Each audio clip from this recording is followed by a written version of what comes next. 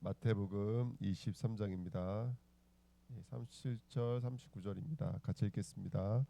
예루살렘아 예루살렘아 선지자들을 죽이고 내게 파손된 자들을 돌로 치는 자여 암탉이 그 새끼를 날개 아래 모음같이 내가 내 자녀를 모으려 한 일이 몇 번이더냐.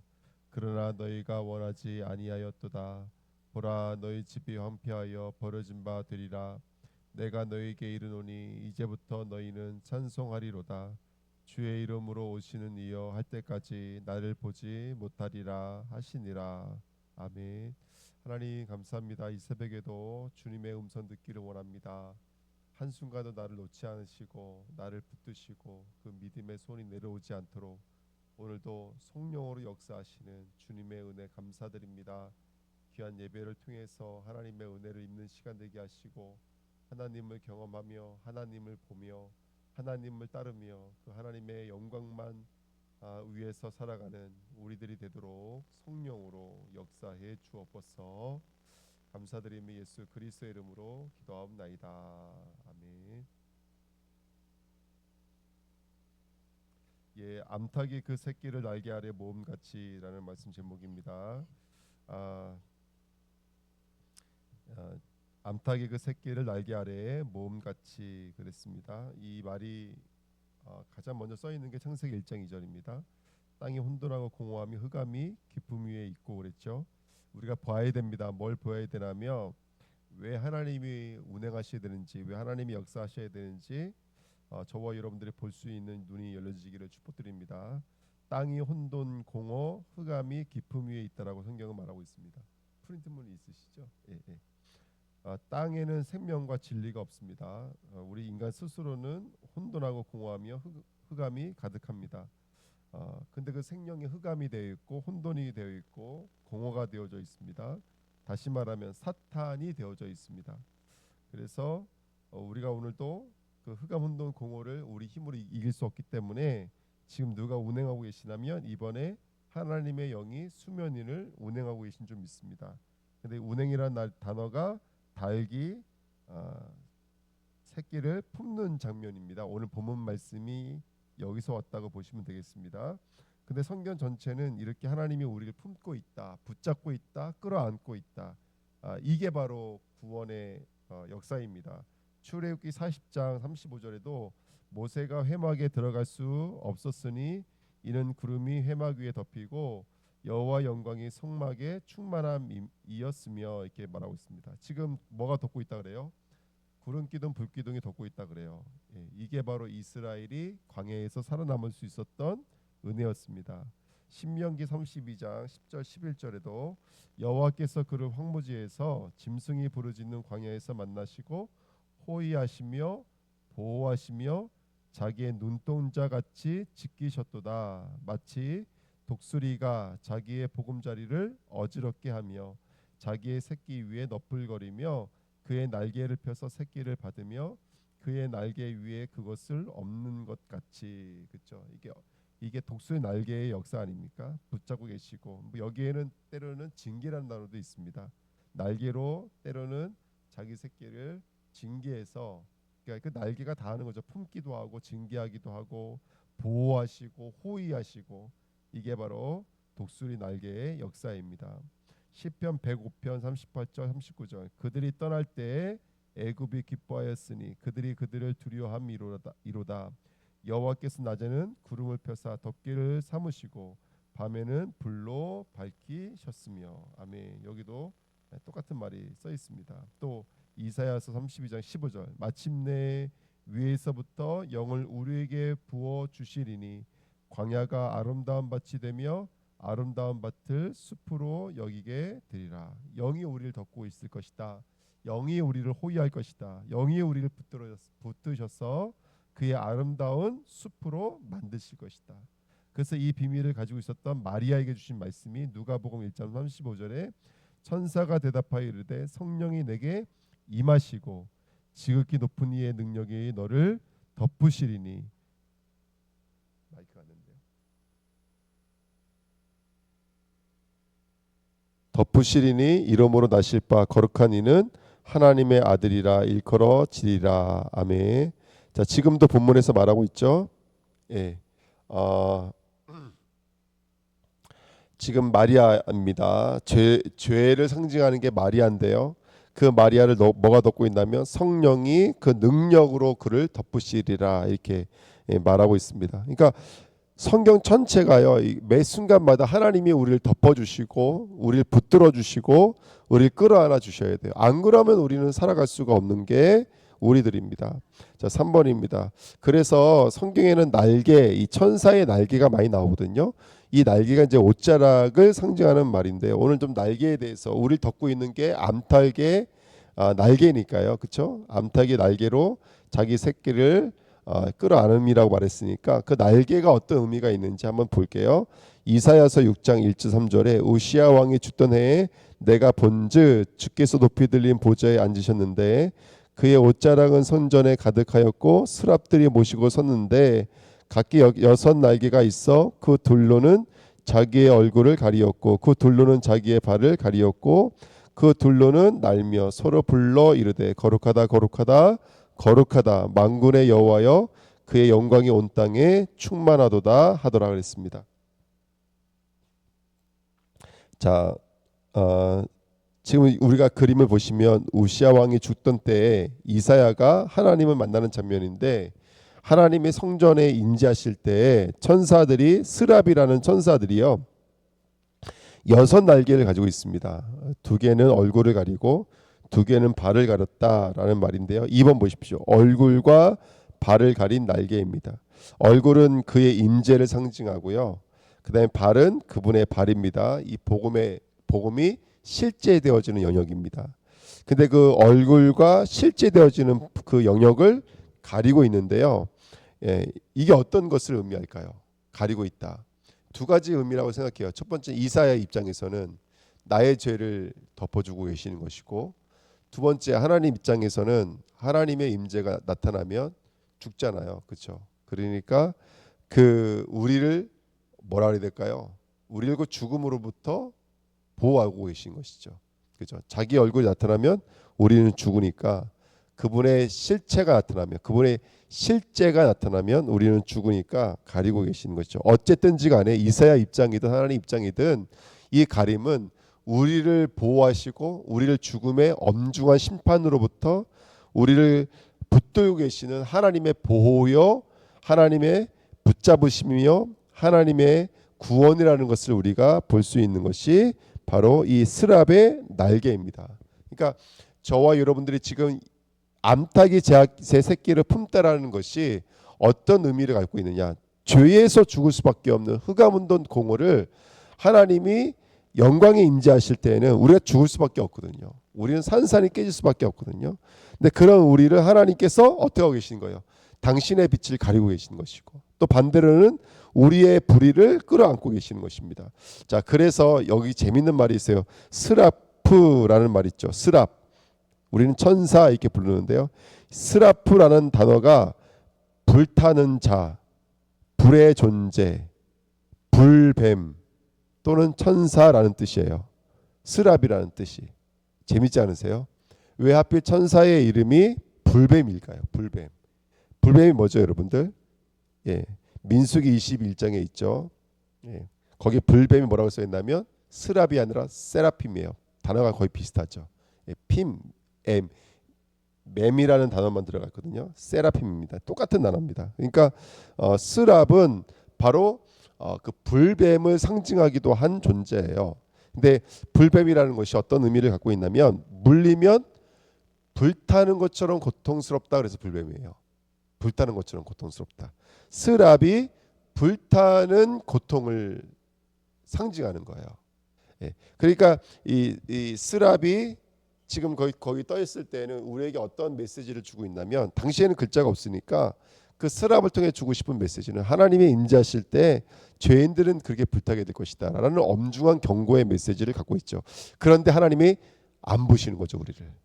왜? 하나님의 그런 불타는 눈으로 죄를 보시면 죽어요. 이사는 죽어야 돼요. 이사는 불타 죽어야 돼요. 근데 스랍이 얼굴을 가리고 있고 하체를 가리고 있는 거예요. 발을 가리고 있는 거예요. 그 엄중한 심판으로부터 이사야를 보호하고 계시는 하나님의 은혜예요. 이게 구원받은 자에게 임하는 바로 하나님의 은혜인 줄 믿습니다. 이사야서 6장 6절 7절 그때 그 스랍 중에 하나가 또 다른 스랍이 있죠. 하나가 부젓가락으로 제단에서 집은 바 핀 숯을 손에 가지고 내게로 날아와서 그것을 내 입술에 대며 이르되 보라 이것이 내 입에 닿았으니 내 악이 제하여 졌고 내 죄가 사하여 졌느니라 하더라 이렇게 말하고 있습니다. 예, 스랍이 와서 하는 일이 뭐냐면 제단에 있는 핀 숯입니다. 제단에 고기를 다 태우고 남는 것이 뭐냐면 바로 핀 숯입니다. 그러니까 빨갛게 달궈져 있는 숯입니다. 그 숯을 가지고 와서 바로 이사야의 입을 지지는 장면입니다. 이게 구원입니다. 하나님께서 우리를 그 제단에 예수님의 십자가에 못 박으심으로 말미암아 저와 여러분들의 죄를 끊어 안으시는 것이죠. 어떻게 보면은 하나님이 자기 얼굴을 가리고 있다는 것은 하나님의 수치잖아요. 하나님의 죽으심인 거예요. 내가 죽어서 내가 이 수치를 받아내서 너를 구원하겠다라는 뜻이거든요. 하나님은 법을 갖고 계신 하나님이죠. 모른 척할 수가 없어요. 그렇죠? 그러니까 어떻게 하는 거예요? 어떻게 보면은 가리는 정도가 아니라 자기 눈을 찔르신 거예요. 자기 몸을 찔르신 것이죠.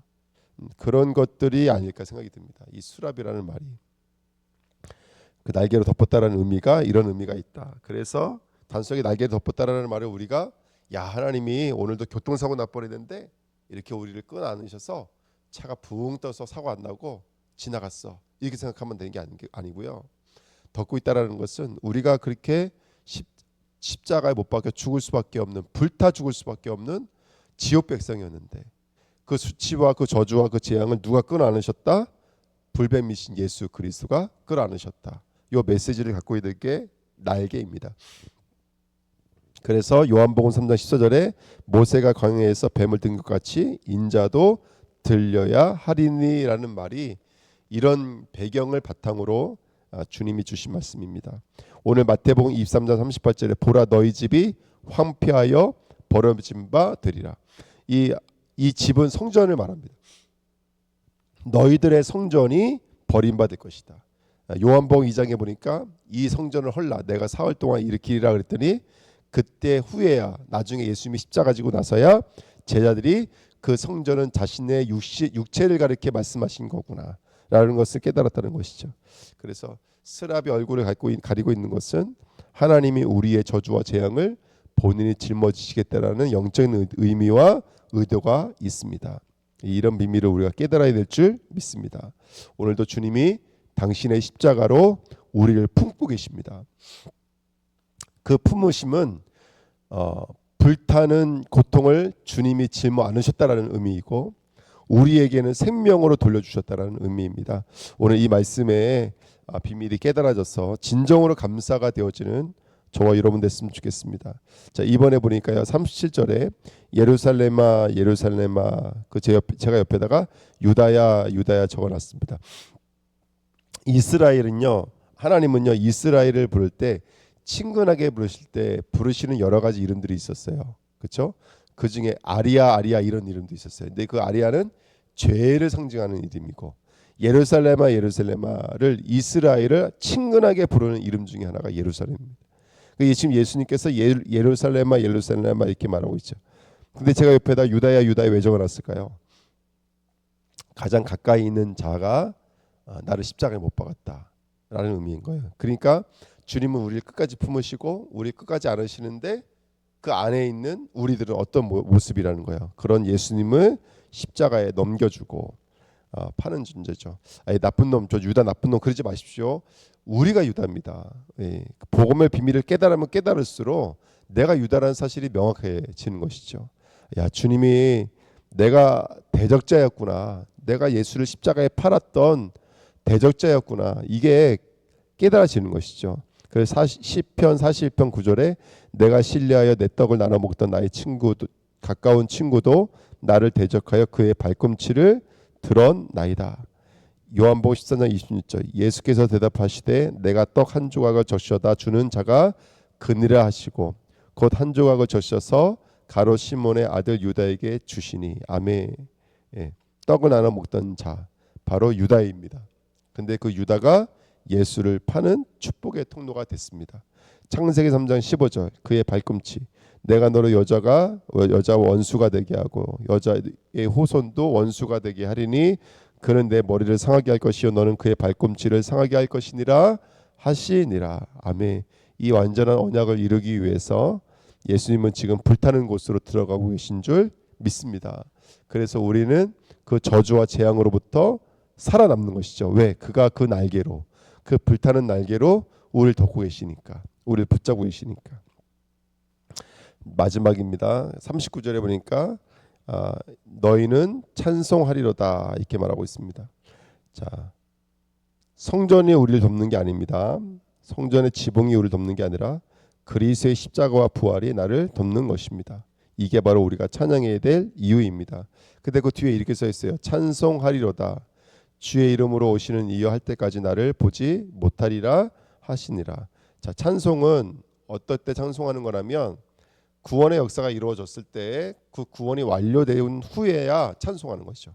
모세의 찬송이 구원 전에 찬송했어요? 구원 후에 찬송했어요? 그렇죠? 홍해를 건넌 다음에 찬송했잖아요. 그렇죠? 또 누가 찬송했죠? 드보라인가요? 드보라도 찬송했죠. 모세의 찬송과 드보라의 찬송이 똑같아요. 근데 드보라의 찬송도 마찬가지인 거예요.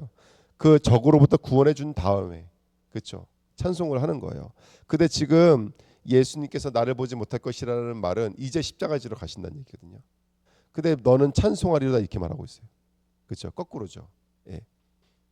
그러니까 하나님은 이미 결론을 가지시고 우리에게 역사하시는 것이죠. 그 오늘 말씀을 가지고 적용하면 하나님이 이미 우리를 덮고 계시다는 뜻입니다. 그러니까 무슨 말이라면 뭘 말씀드리고 싶은 거라면 여전히 죄인인 우리를 끝까지 품고 있다는 뜻이죠. 지금 베드로는 뿐만이 아니라 12제자가 다 예수님을 버리고 도망가야 되거든요. 그거를 두시고 뭐라고 말씀하시냐면 너희는 찬송하라. 너희 덮고 계시는 하나님을 찬송하라 이렇게 말씀하시는 것이죠. 그러니까 지금 이 덮음은 너희가 잘하면 덮고 안 하면 안 덮고 이 정도 수준은 아니라는 거예요. 결론까지 이끄시는 덮음이라는 것이죠. 그러니까 하나님은 지금 저와 여러분들을 그렇게 완전하게 붙들고 계신 줄 믿습니다. 오늘 암탉이 우리를 품고 있다. 어떤 의미가 있는지 다시 한번 말씀을 묵상하시면서 야, 이 비밀이 구원이구나. 십자가구나.